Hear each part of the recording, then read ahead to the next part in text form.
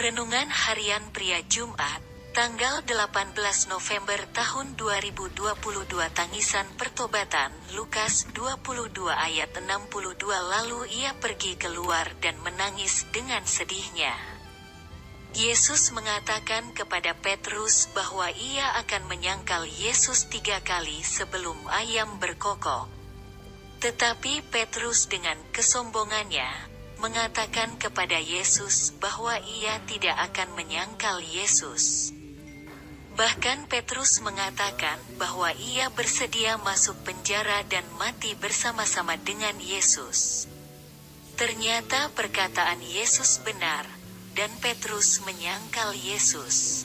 Ketika penyangkalan Petrus itu terjadi, Yesus memandang Petrus. Dan Petrus pergi keluar dan menangis dengan sedihnya.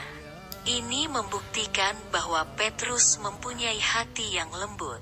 Hati yang segera sadar dan bertobat ketika menyadari kesalahannya.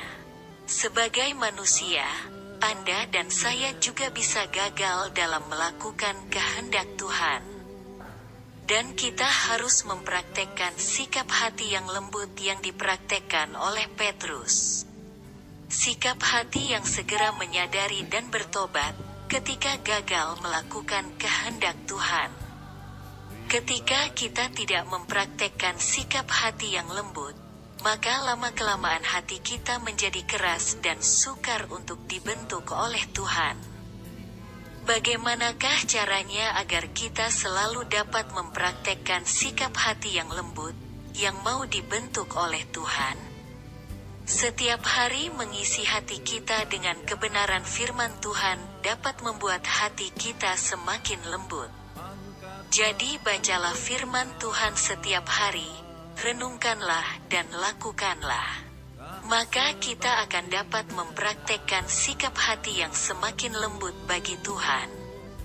Refleksi diri, apa yang firman Tuhan katakan kepada Anda? Bagaimana kehidupan Anda dengan firman Tuhan itu? Catat komitmen Anda terhadap firman Tuhan itu. Doakan komitmen Anda itu. Pengakuan iman. Setiap hari saya membaca, merenungkan dan memperkatakan firman Tuhan, maka hati saya semakin lembut bagi Tuhan.